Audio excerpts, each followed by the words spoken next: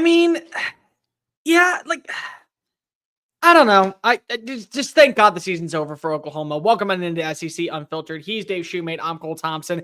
And we discuss what had to have been probably the most demoralizing, yet also harsh reality of what is the SEC in a 21-20 Oklahoma loss to Navy in the Armed Forces Bowl. Real quickly, make sure that you like the video, hit the ring notification, and subscribe to the channel because we talk college football. We do instant reactions for every bowl game, and we break down the harsh reality of what is this sport for several teams. Make sure that also you're following us on all the social channels. Link is in the description. Follow Dave at Mock 10 Sports, me at Mr. Cole Thompson. Download the podcast version of the show and check out all of our great work found at secunfiltered.com. This post-game show is brought to you by our friends over at Game Time. Download the Game Time app and use the promo code SECU at sign up for your first purchase. $20 off. Ladies and gentlemen, it's not just for college football. It's for everything. College basketball, college baseball, the NFL, the NBA. Your favorite comedian's coming to town. Let's say Shane Gillis is paying a visit to your location. He won't annoy you like he'll annoy Nick Saban, but you can go watch him at Game Time app with using the promo code SECU. $20 off your first purchase. Dave, this was just bad. It really was bad. You're up 14-0, and the offense is humming against a Navy squad that just secured not only its first winning season since 2019, but its first double-digit win season in over a decade, and yet somehow all the life and joy is there. It feels like that there is hope and potential, and that the season, for as bad as it was, is going to end on a high note with a win over Alabama and a win over a potential 10-win Navy squad that beat Army. And here we are now, 21 unanswered points later, going down to the finish line with 6 seconds. And then the final play call, just disgustingly bad to a year to where you want to wash out your mouth, maybe drink an entire bottle of scotch and go pass out on the couch and not wake up until January 1st. No, sorry, buddy. I completely agree. It looked like the team had beat Alabama in the first quarter. I mean, didn't it? I mean, that's in the first quarter. I thought it was going to run away. I mean, we were talking about it in the group message. Like, man, you were like, oh, man, Ben Arbuckle. You were sarcastically saying the Ben Arbuckle stuff. But it was a total – after about the third – it was almost like when they gave up the one touchdown to Navy, it kind of sucked out the whole momentum, the energy of the rest of the team. And, again, the defense did it. I mean, it was fine. I mean, obviously, Navy started averaging more yards per carry in the second half against this. And, again, Brent Venables has done a really good job traditionally against triple option, but they kind of wielded it towards the end a little bit. I don't know, adjustments there a little bit. Maybe it missed Danny Stutzman, but it just seemed like what could happen or anything that was possible to be positive for Oklahoma from the second quarter on, it was non-existent again. I didn't even think Navy played that well, too. That was crazy. They didn't. I mean, they missed so many passes. There were so many times when you look back at this game and just go, the play calling was god-awful. The execution defensively, the careless penalties at times, the inability to stop the run on third down. Like, it was just the little things that picked apart Oklahoma and gave Navy a chance to where eventually, down 14-7 at the half, they come on out, they swing, they get to the end zone, now tie game. You watch as you're able to kind of pull away at the very end. It's just like everything that went wrong decided to all unfold within a 30-minute period. And I love that we bring this up. Dave, if we go back to the very beginning of the game, Michael Hawkins, he's balling on out. He looks like the quarterback that actually should have beaten Jackson Arnold for the starting job and proved why he was actually coming on in and being the difference maker in that game against Tennessee and then played against Texas. Like, you're saying to yourself, okay, it can't be that bad because if you watch some of those deep shots down the field, he's into the end zone. Look at that. They're up 14-0. The play calling is perfect, and they're finding ways to not beat themselves as they have. And it looked like they were on a roll. It looked like that they had the momentum. And then as soon as we get to the end of the first quarter, it's like they forgot how to play football offensively. It's like Joe John Finley had no idea what he was doing with the play call. It's like the entire win down at Amon G. Carter Stadium blew the play sheet out the wazoo, and we didn't see anything anymore. And lo and behold, here we are. Turnover on downs. Punt, punt, punt. There was no life. There was no execution. There was no deliverance. And even when you had even a sliver of hope, Michael Hawkins forgot how to play football. Like, I think that we all start forgetting about that. He looked awful in the second half. Oh, sorry. I agree. I completely agree with you, Bear. It was just lack of creativity. It was only that they checked out, dude. I mean, it was It wasn't a very pretty game. Even like Navy would tell you, I bet they thought we left a lot on the table from this perspective here. I mean, I don't know. You don't want to take a ton from a bowl game these days. Again, I hate saying that. And these bowl games have been awesome this year. You don't want to take a ton from it. But I think it's also, again, and this is going to be probably one of the most obvious statements I've ever said on this channel. There's a difference, and I think there's just a big difference going 7-6, 6-7. And I know winning record, losing record, but that kind of, I mean, I don't know, that just resonates a little more. It's just a very sour way to end the season when you finish it with a losing record like this. Again, you're going to have John Mateer next year. You're going to have the full Ben Arbuckle offense. I mean, there's going to be things that change. But man, Burt Venables, he's in that top 4. We talked about those coaches that are going to be on the real legitimate hot seat heading into 25. We'll get to that in a moment, but I just want to say real fast, I don't care who you have to pay for. I don't care who you have to target in the offseason. I don't care if you overpay. You cannot have this group of wide receivers back next year. You can't. The pass by Hawkins downfield. Number one, and you know what I'm talking about. The big 45-yard gain that should have been caught by Curie that was dropped. Literally, it would have been a touchdown, and that would have been the difference maker. Number one, how the hell Hawkins waits forever to throw the football to where he has to slow down is mind-boggling. But the fact that you watch as that ball is handled like a muff punt, and it just falls right through his chest. That's the moment where I said, okay, Navy's coming back to win this game. You cannot do that next year. And I understand no Deion Burks in this game. Andrew Anthony transferred. Nick Anderson transferred. You lost Brennan Thompson. But still, you have got to have better wide receivers. Those are plays that are inexcusable. Your job is to catch a football, and yet you're dropping easy passes. That can't happen. And it wasn't just him. It was also it was Jake Roberts. There was a third down pass. Guess what? Ball ricocheted. It could have been a fumble. It wasn't, because they ended up saying, oh, it was a non-football move. He had already dropped the play. How many times did we watch today as wide receivers, a position that we thought at the start of the year would be a strength for Oklahoma, actually came back to bite them in the ass? How many drop balls? How many times did you actually see a clean putt strike from Michael Hawkins, who probably isn't really going to have that many opportunities moving forward? And when he does throw, a lot of the times you're actually holding your breath because you don't know if it's going to pan out. How many of those throws were right on the money? And it was just easy drop balls. It was just plays that should have converted for first downs that wasn't even close because the wide receivers were making ill-advised. They were allergic to the football. It's like every single time. Oh, no, look at that. Now we're drop pass. Oh, no, fourth down. Call it the punt team. Like, that was the offense today whenever they decided to throw, outside of a couple of big-time shots. Yeah, and then running Hawkins in the design run game early. That was it. That was written in. Hawkins still consistently just takes really bad snaps, or just takes really bad sacks, I should say, across the entire board.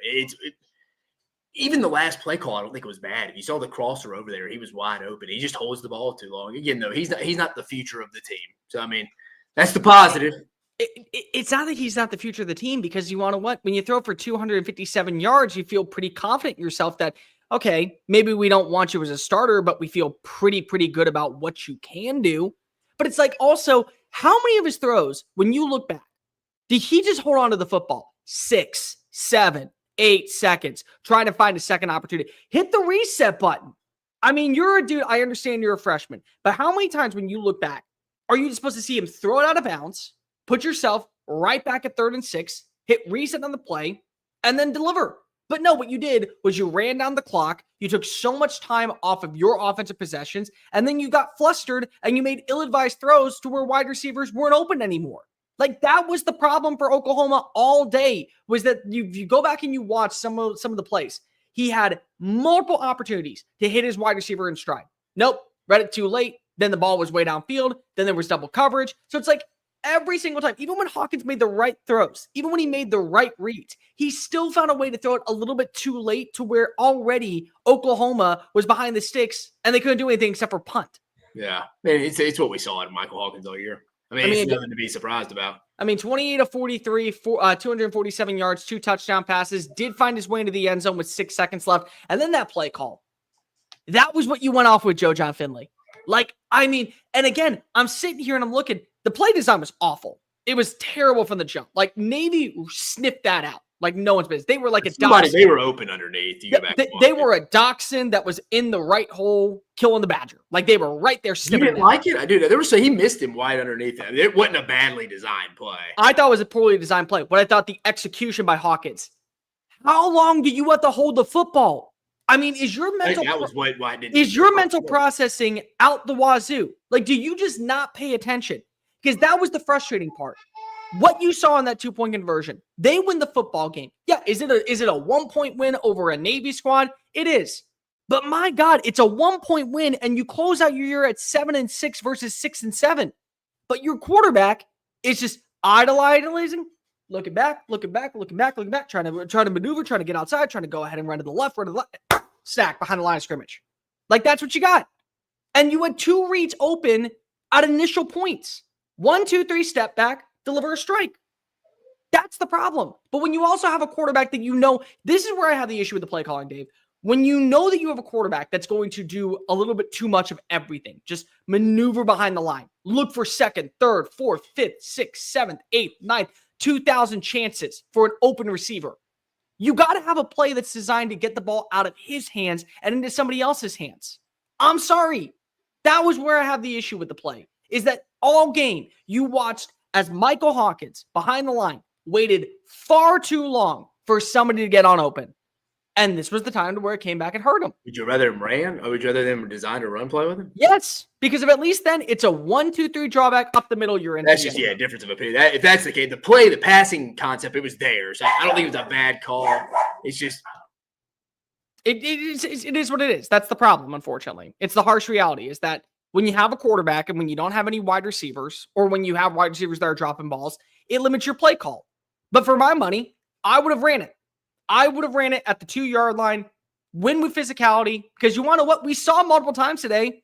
Michael Hawkins Jr. picked up first downs. He finished second on the team in rushing, 3.5 yards of play, 2 runs of over 15 yards downfield, 3 runs of over 10 yards downfield. We saw him utilize his legs.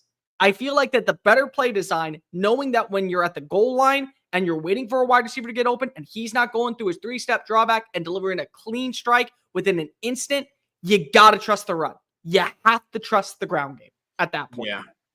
Yeah. I mean, to each his own. I mean, hindsight 2020. I mean, if we get it here, we're not breaking it. We're not breaking it down like this. I didn't hate the call to go for 2. I thought that was fine. I was actually fine with the go for 2 call. No, I was fine with the go for 2 call. I don't want to go to overtime with Navy. I think that you would lose. Now, would it have been a better game for us as fans? Potentially. But still. And also, what do you really play? Are we going to go extend this for another 20, 30 minutes, boys? It's just that's the problem. The one game. It comes down. I didn't hate that. I could see maybe why you thought about running there. I mean, I can't trust a dude that's holding the football for that long all game with a shot to win. Well, in that situation, you got to run some like rub route or something there. Like, dude, when you're that close in proximity in the field, so short, it was open, but I'm more of a rub route guy down there. By the way, did you notice that today they didn't use the running backs that we had talked about in the preview? Like we thought that they were going to use Xavier Robinson and Taylor Tatum, both combined for 9 carries, 27 yards. Gavin Sawchuk was the leading rusher in this game. That was weird to me. Like, and again, it goes back to the play calling all year. Xavier Robinson down the stretch, he was your guy. He was seeing a lot of the carries. Guess what? Not in this game. Gavin Sawchuk at the start of the year, I thought was going to be a big-time playmaker. He really wasn't. Big-time playmaker in this game. Led the team in rushing, got to the end zone. It's just little things like that. Like, it's so inconsistent this year of Oklahoma's offense. And you know what the best part is? Is that thank God 2024 is coming to an end to where we don't have to watch this offense ever take the field again. Because if it does, I mean, Brent Venables is out of a job. There is no coming back if this is your offense in 2025. No shot coming back. Oh, no. I mean, I think he's 1A, 1B sitting there with Hugh Freeze. I mean, you think for a hot seat? Yeah. I think 2A, 2B. I mean, who's 1? Pittman. I think Pittman's most likely to get fired. Hottest seat is Hugh Freeze, and because of the expectations. Fair. Most likely to be fired, I would probably say I'd put him in line. Hottest seat, though, probably those 2. I would say just because you're at Oklahoma and Auburn. Brent Venables is 22-17 over his first 3 seasons at Oklahoma. That includes 2 6-7 finishes. What do you make of that? Like, what do you make of that at this point? because it's really hard to sell. Like, I am a big believer in Brent Venables. I was a believer that going in and offering him the contract extension, while a little bit far-fetched at the time, I still thought was the right move, just in case you build off of that 10-win season, back with what you had with Jackson Arnold. You're going into the SEC. You're showing that your defense is balling on out. I thought it was the right move. You have a win over Texas. That's really the only thing that we could say right now that has been actually prominent in the Brent Venables era to hang your hat on. Yeah, no, I would agree with you. I mean, yeah, I mean, again, I mentioned hindsight 2020 a minute ago, but it feels like they gave him that contract extension in the summer at a very weird time. Joe Castiglione did. Very weird time. Like, you don't really give coaches. Was anybody going after him? It was like in June and July. Yeah, it was like, I don't think you had to do that, but I don't know if I disliked it. I remember saying this. Like, I don't know if I disliked this. It's just more, I don't think you had to do this. You're right, though, Bear. I mean, beating Texas in 2023 was the highlight of it's been the highlight. I mean, obviously the other two seasons have been 6 and 7 finishes. I mean, you've had it's been kind of an in and out revolving door of quarterbacks so far. I mean, but you're right. If Arbuckle and them don't turn, I mean, you got two really young coordinators that are, and again, we know Brent Venables runs the defense, but you still got Zach Alley, who's a young guy. You got Ben Arbuckle, who's young. Like, you got all these young coordinators, and you're right. You're going into a big 2025 season that you got to go get a lot of help. And again, I think this year was just a mixed bag of stuff never really broke your way. You had so many injuries. Five out of your top 7 receivers were out for 95% of the year. And every single week, it was literally every week who's playing. Your offensive line never got. I think what was it? Bears started 6th, 7th game till they had their back-to-back same starting in the offensive line. It was something deep in the year. Your quarterback was all over the place. You fired Seth Luttrell after the Tennessee game. It was after the the South Texas game. Yeah, Texas game, I believe. Was it after Red River?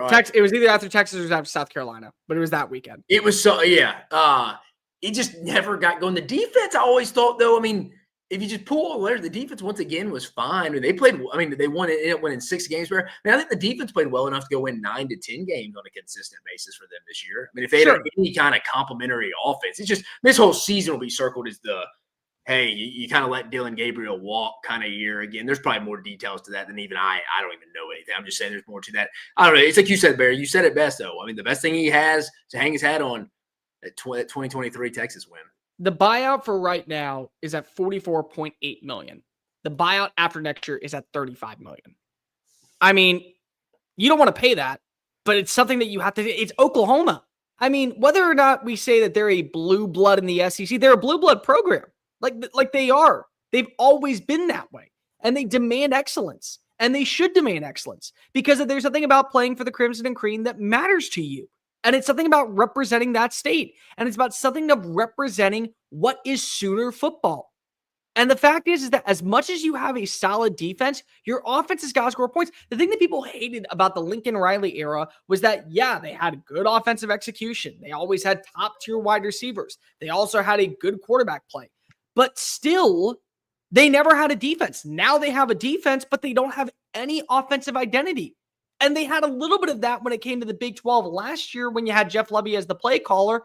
And you're hopeful that you bring in Ben Arbuckle, who has iridescently similar ideas as Lincoln Riley, similar ideas as Jeff Lebby, but it's more so an offense that is vert passing with an emphasis on running the football. And you got the quarterback in John Mateer, but you are putting so much of an emphasis on that side being fixed. If it's not, it doesn't matter. And then you're back to square one. But you kind of have to be back at square one. Because this kind of reminds me of. And sorry, no, go ahead, finish. I was just saying, it's Oklahoma. 8-4 doesn't cut it out there. 9-3 doesn't cut it out there. And it shouldn't cut it out there. It never should. It never will. And it shouldn't start simply because of your changing conferences. It didn't happen when you were in the Big 8. It doesn't happen when you were in the Big 12. It sure as hell should not happen now in the SEC. And if you think that that's okay, and you think that Oklahoma fans are going to be content with that, I'm sorry. You don't know Oklahoma football. They demand 10-2 as a minor point, not as a big point. And recruiting has got to get back up. And the transfer portal has got to get back up. Every sense of the word has got to get back up because if this is Oklahoma football, damn it. We have criteria and we have expectations. And the expectations are not 6 and 7, regardless of the conference or the injuries. That's a stale point. People out in Norman don't want to hear it. They're tired of hearing it. And they don't care who is the coach. Yeah, I mean, I was gonna say the ceiling floor of Brent Venables now. And you know what this kind of reminds me of? This offense this year is LSU's defense last year. It was so bad it can only be better. I mean, it can only be better. How improved will be the big answer on how far Brent Venables gets next year. I mean, literally, this offense this year was on point, very similar to how LSU's defense was last year. Now, maybe LSU's defense was a little worse because at least they didn't have any good games last year. Oklahoma, at least had a pretty good first half against Alabama, but that's what it reminded me of. The two really bad sides of the football had drugged their team down. When I think, honestly, LSU's offense last year was really good with obviously Jaden Daniels. And I think Oklahoma's defense this year was obviously not to that level, but they were pretty good too. But it's ceiling floor for Brent Venables after 3 years. It's probably somewhere in between 9 to 10 wins is the ceiling and 5 to 7 is the floor. I mean, that's what we're looking at. 5-7 season to a 10-2 season. Yeah. And again, probably a loss that you shouldn't have. It's happened both times this year. Look at last season when they lost to Kansas with Jason Bean as the starting quarterback. This year could have happened against Auburn. Thankfully, it didn't. Nearly happened against Houston.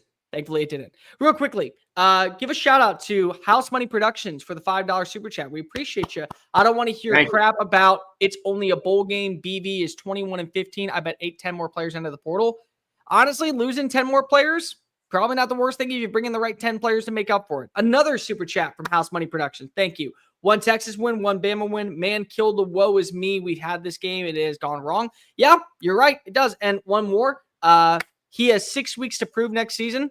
Probably, if you're being 100% right. By the way, we have over 1,000 people watching right now. So if you just could like the video, hit the ring notification, and subscribe to the channel because we're trying to get to 20,000 subscribers before the end of the college football 2024 season. So if we could do that, that'd be beneficial. And all it takes is for you to like the video and hit subscribe. Literally doesn't cost you a thing. And you get to check out great content as we talk about Oklahoma football and really every other football that has ever existed in college football. Dave, before we get on out of here, as we're going to do for every single video, let's grade Oklahoma season. They finished 6-7 in their first year. They got to a bowl game.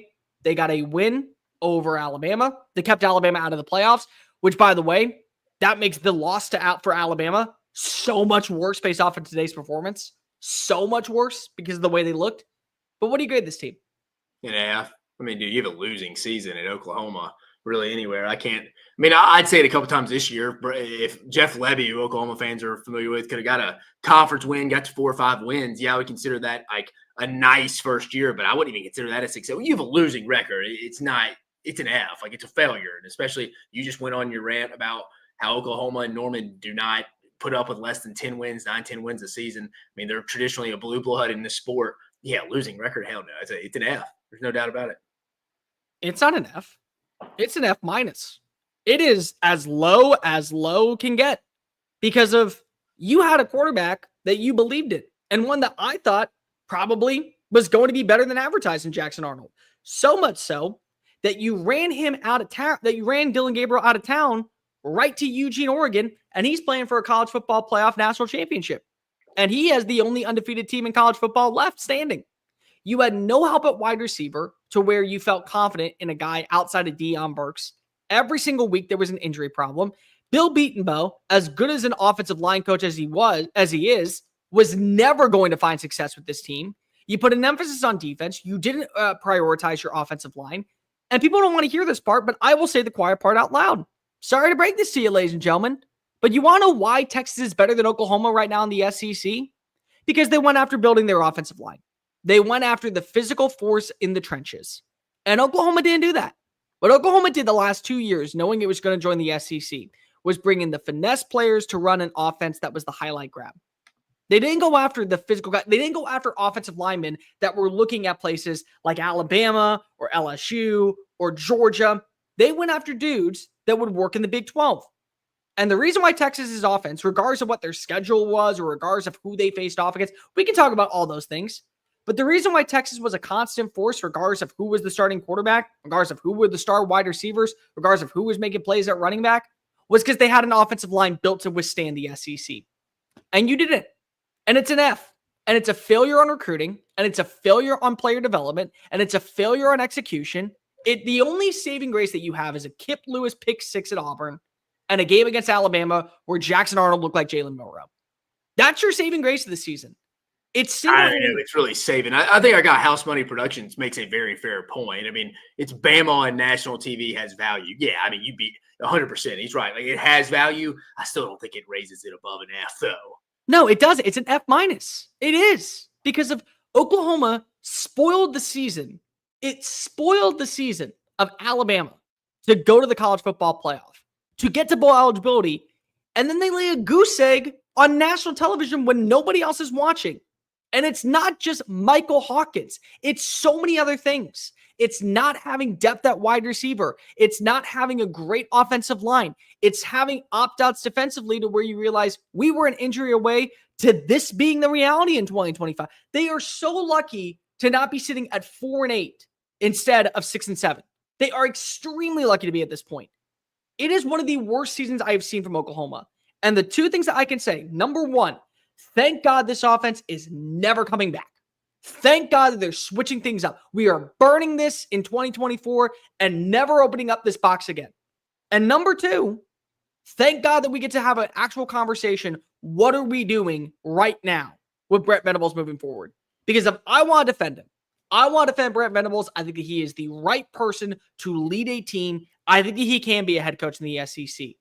But you're not giving me a lot of leg room to stand on. You're not. Because of the play calling and the execution today and the way that your defense was unable to stop an offense that outside of a couple of passing plays did nothing at all. Nothing. This is what you did. This was your game plan. You allowed them to score 21 unanswered points. They couldn't pass. I mean, like Blake Horvath couldn't throw the football to save his life. 7-12, 92 yards. And you still lost. Like, that's a fireable offense at Oklahoma. On top of being 6-7 in your first 2 years. It's not okay. It never will be. And I'm tired. I will support Oklahoma because I think when Oklahoma is good it is good for college football. It will always be good for college football. You should deserve better than this. You do. You lost to Navy on a 95-yard touchdown run when your defense was your backbone all year. I mean, Barry, I'm asking you, do you feel any better about their season if they win this game? I mean, I kind of feel the same. Yeah, I do. Because you want to know why I feel better? Because at least you were able to say we got a win over Alabama. We closed out the year 7-6. We got our offensive coordinator. Our offense looked good in the first quarter. If they held on that way, we can use this to build up with the transfer portal. We can go out. We can add in maybe another offensive lineman. We can add out another defensive lineman. This game carried a lot of weight to you. It carried a lot of weight to me. It did. Because if at least you I'm not going to argue. I'm just going to be like, I wouldn't, but that's fine. No, but for me, the reason why it carries a lot of weight is because of it. The workouts are better in the offseason with a win. You're going through the drills. You feel better with a win. You feel like that when you go into recruiting wars for the transfer portal players with a team like maybe Vanderbilt or a team like South Carolina, you can sell why in Oklahoma is turning the corner. You just feel so much better. And I would probably move it to a D because, again, we go back and we say this isn't the standard at Oklahoma. So just going 7-6 to me, I don't know. I don't know. Especially when you have a new OC and stuff, things aren't even going to look the same offensively. So I'm not going to predict how Oklahoma is going to look next year off today. I won't either. But what I will say is that today, what I learned, you need to get better on your offensive line. You got to get better in your defensive line. I don't care if you got to overpay. I don't care if you have to overpay. This is Oklahoma, damn it. Act like it. Act like you're one of those teams that is supposed to live up to your blue blood moral. Do so. Because I'll tell you what, right now, South Carolina looks better than you. Ole Miss looks better than you. Florida looks better than you. Tennessee looks better than you. At best, you are probably the 11th or 12th team in the SEC. Is that what you want to be known as moving forward? Right alongside of Kentucky? Right alongside of Vanderbilt? That's what you want to be in the SEC? Because nobody should ever have that. That should never even come close to a thought for Oklahoma fans. It shouldn't. No, I agree. I mean, it moved me up. To answer my own question, it moved me up a D. It wouldn't change my if we were sitting here talking about a 7-6 finish, I'd probably say D. I mean, it wouldn't move it up that much. Shout out to Splenda Daddy, formerly Sugar Daddy. Thank you for the $2. Thank you for the $2. Extend Brent Venables. Is this Joe Castiglione's burner here? I think so. I think it might be. I don't know. I'm sitting here and I'm trying to come up with reasons to believe that this is going to change. I don't know. I don't, but I will say 100% I agree with you. I agree with that with productions here. As you said earlier, let's throw this up there. He has 6 weeks to prove himself next season. He's got 6 weeks. That's it. Have you seen their first 6 games? They pick up Michigan non-con. Let me read it to you. I got it right here. It is Michigan. Here we go. First 2: Illinois State, Michigan at home, at Temple, Auburn, by Kent State. And I'm going to go to the Texas game to determine. So you have the Texas, and then you have Red River. Yeah.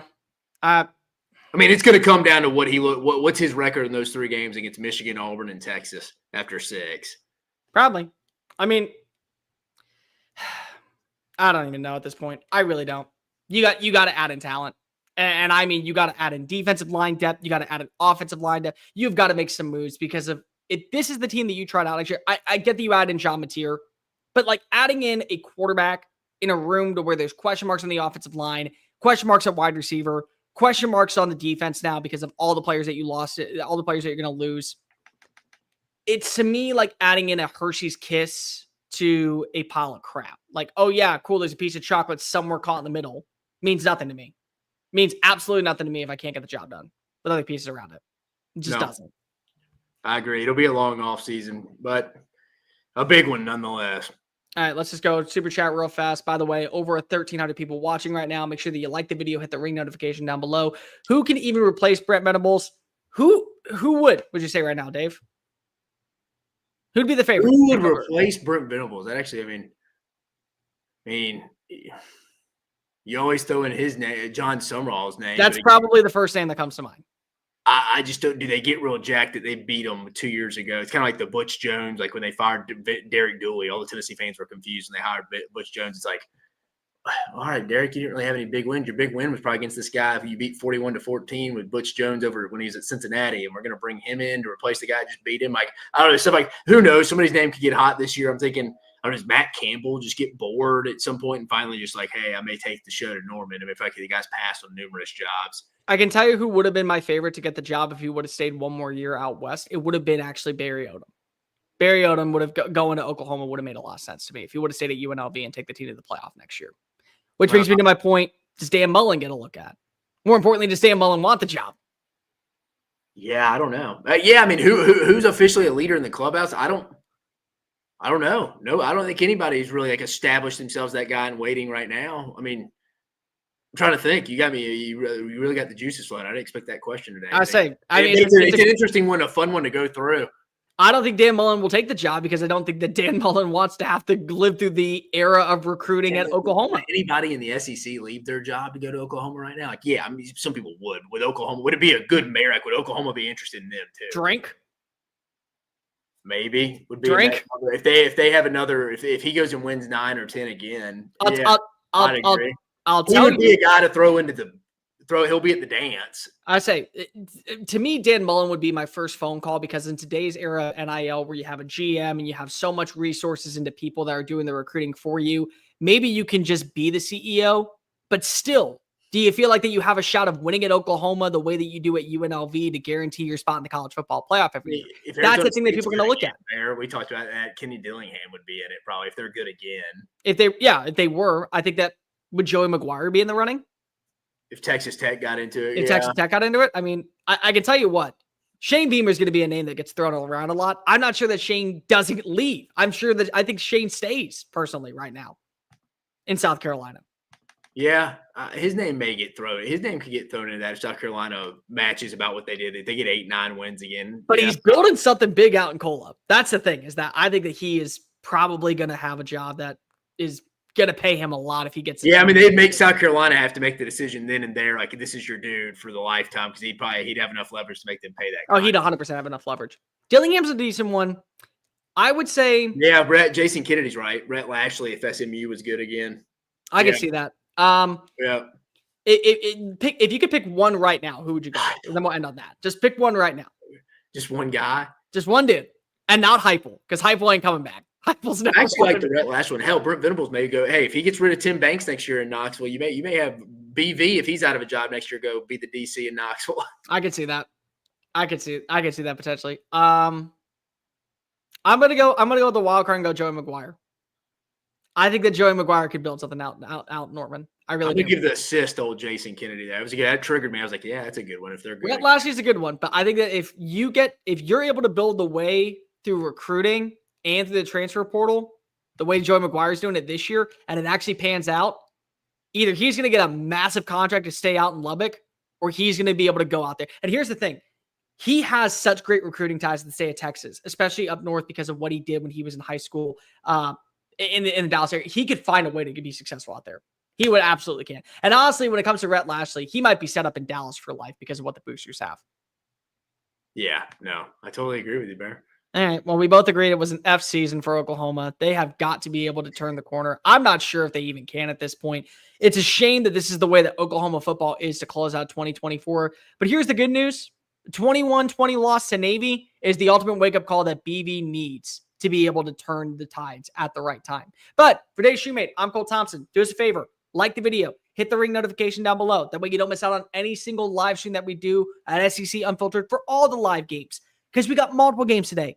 Texas A&M versus USC. Georgia Tech versus Vanderbilt. We got to talk about Texas Tech. Joey McGuire, speak of the devil, going up against Arkansas tonight. So we got multiple live streams going on throughout the SEC College Football Bowl season. This is the number one source you want to be at. Make sure that you also hit the ring notification. That way you don't miss out on any of the content. Follow us on the socials. The link is in the description. Follow Dave at Mach 10 Sports. Me at Mr. Cole Thompson. Check out all of our great work found at secunfiltered.com. For Dave Shumate, I am Cole Thompson. Oklahoma fans, usually I want to give you a sense of hope that it's going to get better. I hope it gets better. Hope is probably the only word I could use. Till next time. Peace.